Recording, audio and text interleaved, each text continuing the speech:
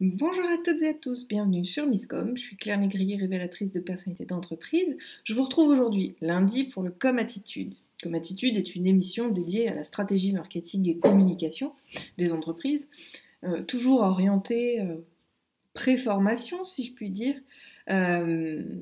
C'est vraiment les sujets que j'aborde de manière cyclique, d'accord, c'est un thème par semaine. On essaye de le voir dans son intégralité et le lundi est réservé aux bonnes pratiques, aux stratégies, ce type de contenu-là. Donc cette semaine, parce que ça a été demandé sur le réseau, excusez-moi, les aléas du direct, les cheveux qui viennent s'en mêler.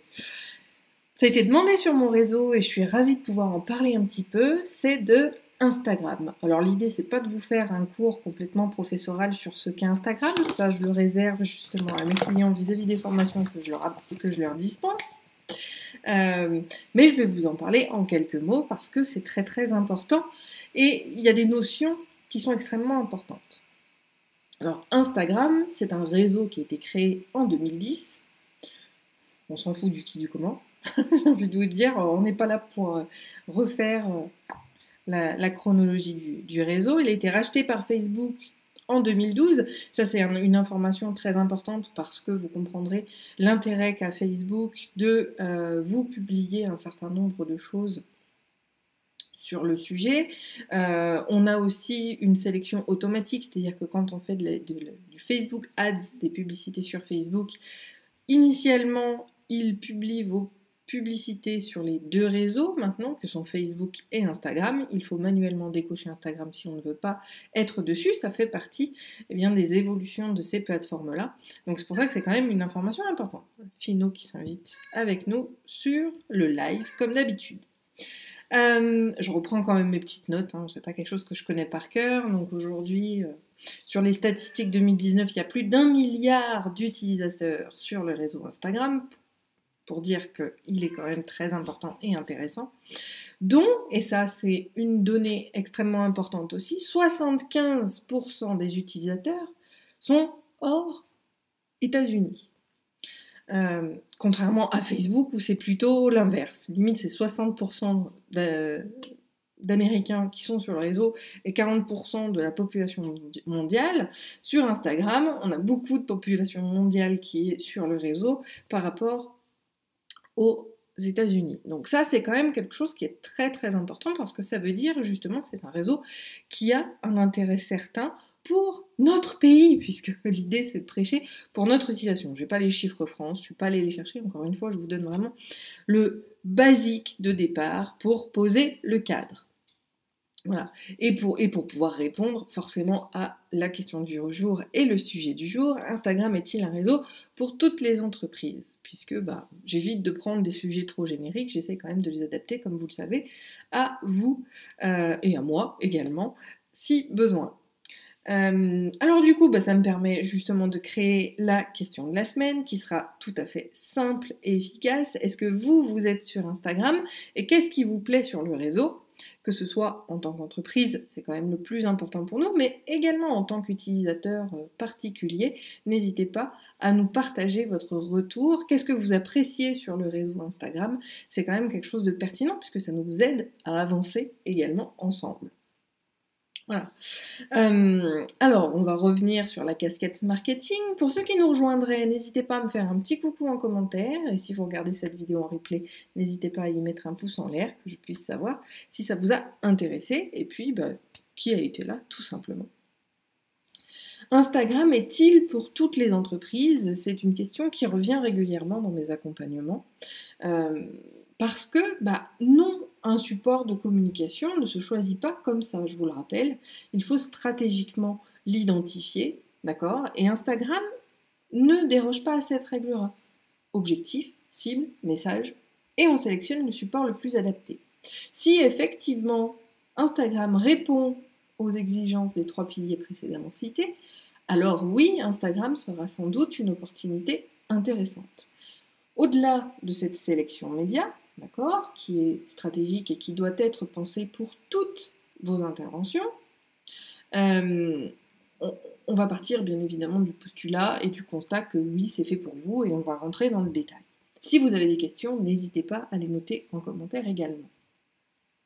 Instagram, c'est le véritable réseau de l'image, d'accord? Quand il a été créé en 2010, on ne pouvait poster que des images et simplement y réagir avec un petit cœur. Les commentaires n'étaient même pas ouverts, vous voyez, la plateforme a bien évolué avec le temps. Mais il y avait ce travail-là vraiment qui était, je veux de l'image, je veux du beau. Donc, forcément, si on est une entreprise qui n'a pas forcément de beau à voir ou à montrer, on aura peu tendance à l'utiliser. Je vous donne un exemple, mais je pourrais vous donner son contre-exemple tout à fait juste après. Tout ce qui va être de domaine tertiaire ou du domaine technique. Instagram étant le réseau, on va dire, du beau, de manière générale, c'est beaucoup plus complexe et beaucoup plus difficile à intégrer sur des métiers techniques. Mais ça ne veut pas dire non plus qu'on ne peut pas, encore une fois, tout dépend de votre objectif. Une des façons de savoir est-ce que le réseau est fait pour vous, c'est est-ce que votre audience est là et est-ce qu'elle va être réactive à ce que vous allez pouvoir lui proposer. Je vous donnerai d'ailleurs mon exemple en contre-exemple de tout ça juste après. Donc c'est vraiment le réseau de l'image de marque, de l'image vitrine que vous pourrez donner à votre entreprise. C'est pour ça qu'il faut vraiment soigner les choses. Hier, on cherchait à voir Instagram vis-à-vis de son feed, c'est-à-dire le fil d'actualité que l'on voyait sur le mur Instagram, voilà, sur son téléphone. Et c'est comme ça qu'on naviguait, il n'y avait pas spécialement de stratégie. Aujourd'hui, par exemple, évolution du réseau sur ces 2-3 dernières années, l'importance du feed du créateur de contenu est extrêmement cruciale et pointilleux. C'est-à-dire qu'on va travailler sur un schéma graphique, pardon, les aléas du direct, je bois mon petit café du coup, voilà.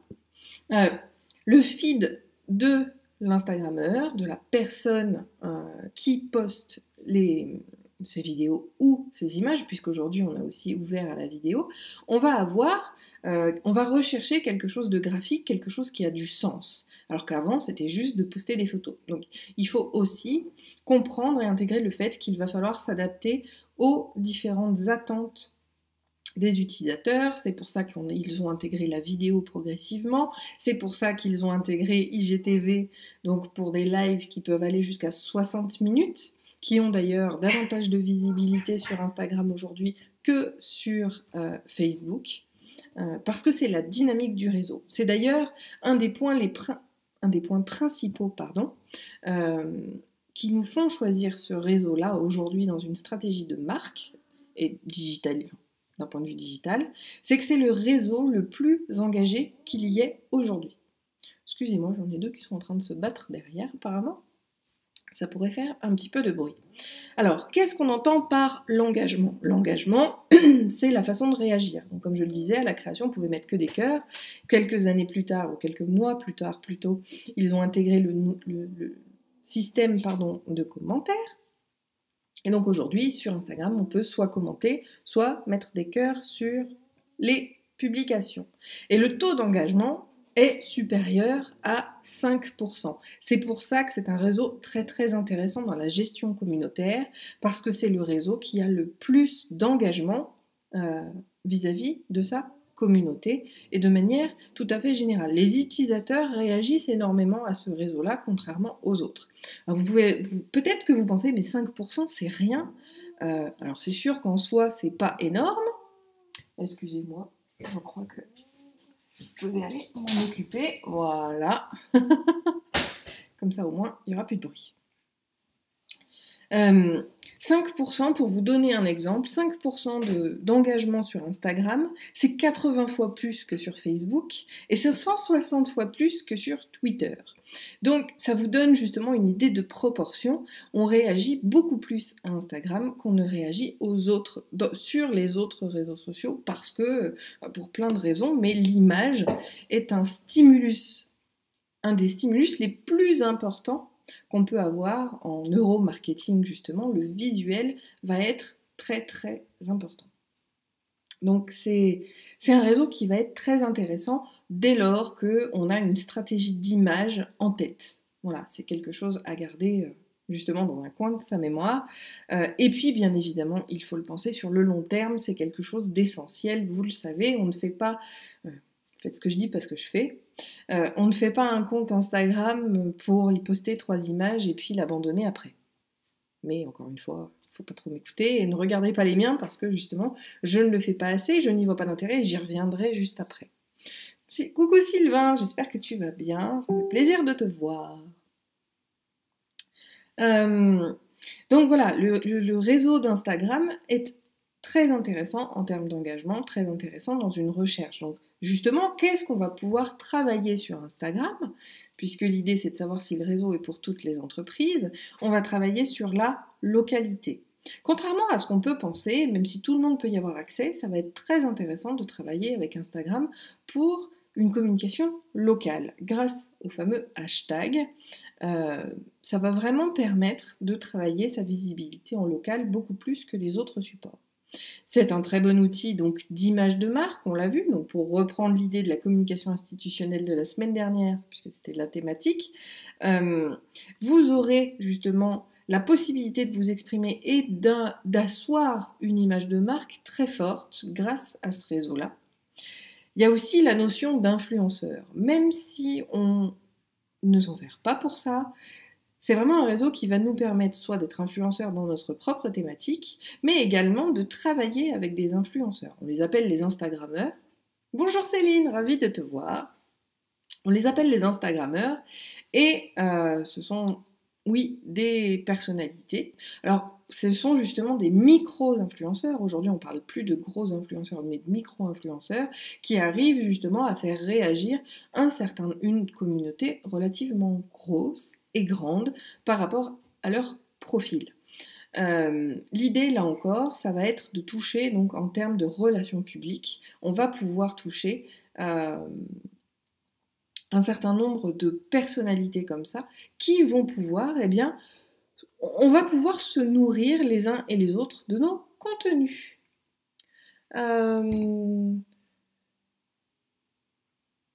Bonjour Didier, je vous suis depuis lors, j'aimerais avoir une formation privée, conversation privée, est-ce possible? Didier, je vous en prie, envoyez-moi un message privé.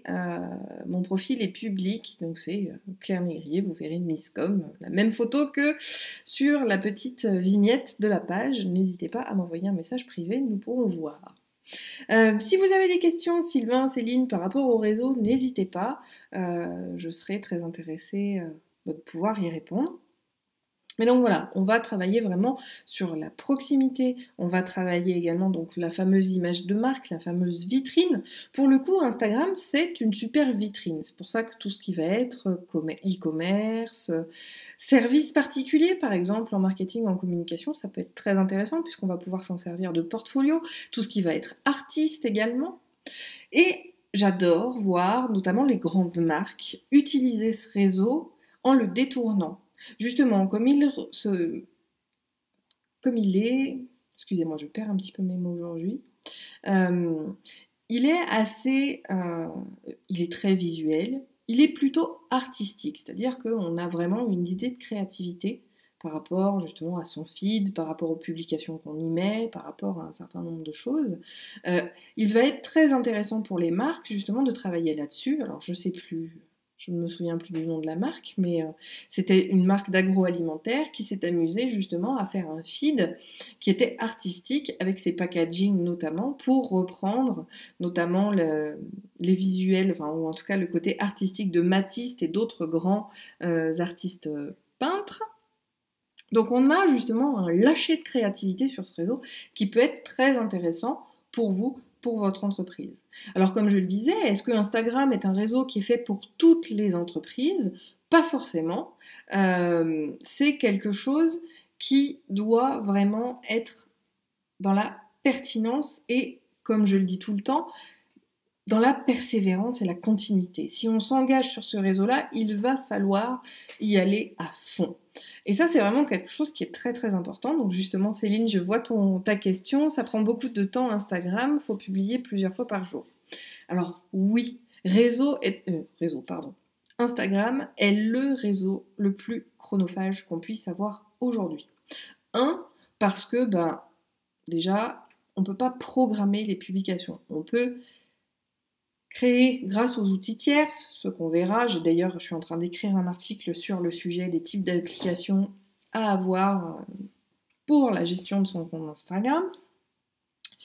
Mais effectivement, c'est le réseau un peu comme Twitter d'ailleurs, qui est extrêmement chronophage. Je dirais qu'il faudrait publier au moins 2 fois par jour. Et quand c'est pas 2 fois, les plus grandes marques, les plus grands influenceurs vont poster jusqu'à 1 fois toutes les 2 heures. Mais c'est un réseau un peu comme YouTube, mais forcément YouTube, on a la notion de vidéo, de préparation, d'enregistrement, de montage. Donc les youtubeurs sont très les utilisateurs de YouTube, pas les youtubeurs, sont très friands de contenu. C'est pour ça que les youtubeurs, quand on est youtubeur, il faut avoir une régularité de publication relativement intense. Il faut au moins 2 fois par semaine, par exemple, pour vous donner un schéma. Instagram, lui aussi, les gens s'attendent à vous voir quotidiennement. Donc, si on s'engage sur ce réseau-là, sauf pour avoir juste une jolie vitrine et ne pas se servir du réseau, comme on parle stratégie, il y a aussi la stratégie de dire il faut que j'y sois parce que mes utilisateurs y sont, donc je m'y mets, mais je ne l'exploite pas en tant que tel, un petit peu comme la page LinkedIn, où on pourrait mettre simplement ses coordonnées pour pouvoir apparaître en termes de recherche, mais on ne le nourrit pas de manière quotidienne. Encore une fois, il faut le faire aussi vis-à-vis de soi. Alors, il y a 3 possibilités. Soit on ne se sent pas du tout à l'aise, donc ça ne sert à rien. Encore une fois, faire une mauvaise communication vous ruinera davantage que ne pas communiquer du tout sur un support. Et c'est simplement qu'il ne répond pas à la stratégie de sélection média. Objectif, cible, message, quel est le meilleur support pour répondre à ces 3 critères? Instagram ne sera jamais sélectionné. Mais ça peut valoir le coup, donc deuxième utilisation, d'avoir juste un compte vitrine qui reprenne votre identité, votre nom, ce que vous faites, et vous mettez simplement, je dirais, remplissez 9 images, vous mettez 9 images qui correspondent à votre activité, et c'est tout. Ou alors, si ensuite vous voyez que vous pouvez le nourrir de temps en temps, faites-le bien évidemment, mais ça peut être très intéressant d'avoir juste un profil complété avec les 9 images qui remplissent l'écran sur le téléphone et de pouvoir voir la suite.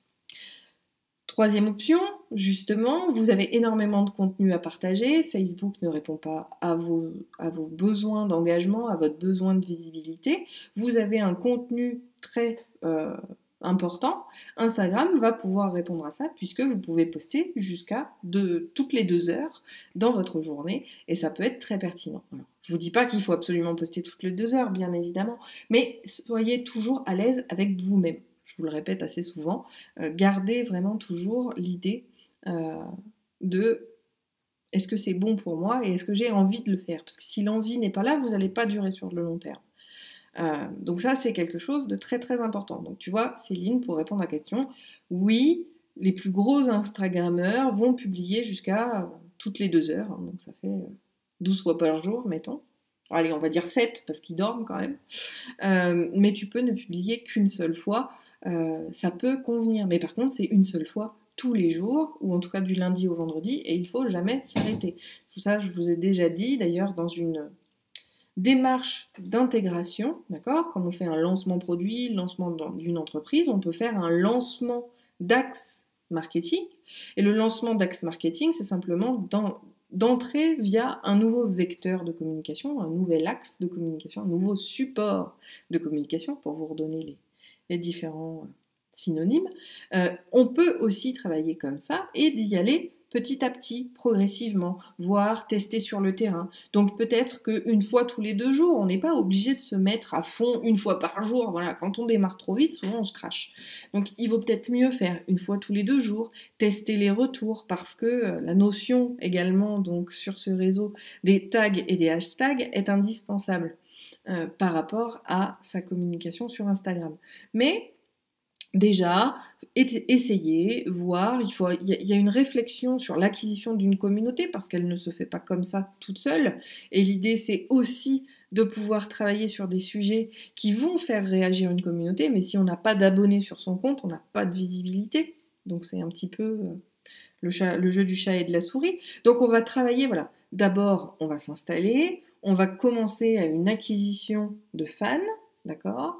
Et après, on va travailler véritablement le contenu, même si l'un et l'autre s'auto-nourrissent, hein, et c'est les vases communicants, donc c'est important d'avoir une régularité. Mais travaillez d'abord votre stratégie, qu'est-ce que vous allez faire? Donc c'est la fameuse charte éditoriale, hein, qui est indispensable au réseau. Une fois que vous avez commencé, vous allez pouvoir travailler sur les différents tags, les différents hashtags, voire les différents influenceurs vis-à-vis de votre domaine. Voilà, il y a plein de choses à voir et à mettre en place. Et donc, oui, je dirais que dans l'absolu, pour répondre à la question initiale de ce live, oui, Instagram peut être pour toutes les entreprises, avec un petit bémol pour tout ce qui va être du domaine technique et du domaine, je dirais, B2B, parce que c'est là où je voulais en venir justement. Moi, j'ai plus ou moins abandonné le réseau, déjà parce que, il est hyper chronophage, justement en termes de publication, mais également en termes de ciblage. Comme je vous le disais, parfois on peut identifier que son audience, sa cible, est sur ce réseau-là. Donc on va y aller, on va tester, mais en fin de compte, il n'est pas du tout répondant. Donc je vous donne mon exemple, hein, puisque j'ai plus de facilité, je ne pourrais pas parler pour quelqu'un d'autre, mais si vous avez ces expériences-là, partagez la vôtre, hein, on est là pour échanger sur le sujet. J'ai donc publié, j'ai créé plusieurs profils sur Instagram, le profil totalement perso où j'ai envie de partager perso, qui me permet aussi d'utiliser ce compte pour suivre certaines marques. J'ai également 2 comptes, puisque j'ai 2 entités d'entreprise, hein. J'ai la partie NCNcom qui va être tout ce qui est stratégie, mais surtout élaboration des supports de communication, donc graphisme, web design, social media. Et j'ai le compte de Misscom qui, lui, avait pour but, justement, de travailler sur mon contenu, et je savais pas trop, justement, parce que je déteste le cross-canal. Donc l'idée, c'était d'essayer de trouver une solution et de voir ce que je pouvais en tirer. Au final, le compte perso a eu pas mal de retours, mais des gens qui sont absolument pas engagés, puisque ce que je partage n'a aucun engagement, c'était plus le côté familial. Donc celui-là, je l'ai clôturé, je l'ai mis en privé, et j'ai viré tous ceux qui n'avaient rien à y faire. J'ai également proposé, donc sur un feed que j'ai organisé visuellement, c'est ce que je vous disais en début de ce live, donc pour ma marque NCNcom. Et là où je disais, mais finalement ça va pas, j'ai eu beau travailler sur les hashtags, j'ai eu beau les différencier, j'ai eu beau vraiment les centrer vis-à-vis des entrepreneurs, la majorité des réactions obtenues, alors des fois il y avait pas mal d'engagement, mais la majorité des réactions obtenues étaient celles de mes confrères et de mes consoeurs. Alors oui, quelque part, ça a un intérêt si on veut pouvoir travailler sa crédibilité et travailler le développement de sa notoriété. Si on devient un père pour ses confrères et ses consoeurs, ça peut avoir un intérêt. Mais moi, mon objectif vis-à-vis d'Instagram était plutôt un objectif d'acquisition de leads et de prospects, et absolument pas celui de mentor, voilà, de mentorat. Pour le mentorat, j'ai cette chaîne YouTube et cette page Facebook qui me suffit largement, et où justement je dispense un contenu qui est à forte valeur ajoutée par rapport à Instagram. Même si aujourd'hui il y a IGTV, mais comme je vous disais, je déteste le cross-canal, donc je n'irai pas sur IGTV vis-à-vis de Misscom, ou en tout cas pas pour les émissions que je dispense aujourd'hui. Donc maintenant, je me suis rendu compte que, étant donné que ce n'était que des agences de com qui venaient liker et réagir à mes posts, ce n'était absolument pas ma cible. Et du coup, plutôt que de perdre du temps à faire les choses, parce que oui, au-delà de la stratégie social media qu'il y a et que ça implique, il y a tout le travail de création du contenu. Il faut réfléchir à comment on met les choses, il faut réfléchir à la présentation, il faut réfléchir au graphisme, il faut créer les images, il faut réfléchir également à toute la rédaction qu'on fait vis-à-vis de ce poste-là. Il y a beaucoup de choses à penser, et c'est extrêmement chronophage, donc c'est vrai qu'il faut penser à ça, parce que, comme je vous le disais, si on investit ce réseau, on l'investit à fond. Et ça veut dire travailler les images, travailler les textes, travailler les hashtags, et oui, ça peut effectivement répondre à nos objectifs, s'ils sont bien définis, et si on a la possibilité de pouvoir entrer pleinement en action sur ce réseau-là. Si jamais on manque de temps, on manque de moyens, alors les moyens, ça peut être financier, mais ça peut être les moyens aussi de compétences. Si on ne sait pas gérer la gestion créer de belles images, si on ne sait pas gérer un certain nombre de choses, ça peut être handicapant. Il y a quand même une notion qui peut être intéressante, c'est justement d'intégrer Instagram uniquement pour l'IGTV, mais là on rentre dans des stratégies qui pour moi sont beaucoup plus personnalisées et à voir au cas par cas, donc moins probants vis-à-vis de mes émissions. En tout cas, voilà un petit peu le type de sujets et de choses qu'on va pouvoir faire. Je vous proposerai jeudi, pourquoi pas, le partage de mon propre feed et de vous expliquer un petit peu comment moi je l'ai conçu. On pourra éventuellement faire de l'analyse d'autres comptes. Si vous voulez que j'analyse votre compte, mettez-le moi en commentaire. Et comme ça, vous verrez mon écran sur la vidéo et je pourrais vous faire des retours, ou si vous connaissez des gens que vous appréciez sur Instagram, mettez-les moi et on pourra les analyser aussi. Et puis demain, puisque c'était surtout l'objet des demandes que j'ai eues la semaine dernière, on parlera, du coup j'ai un sacré challenge pour moi, il faut que je finisse mon article ce soir, on parlera des outils à avoir parce que, comme vous l'aurez compris, avec la complexité des choses à faire et à voir, on verra justement quels sont les types de posts que l'on peut avoir sur le réseau et comment ça marche avec quels outils.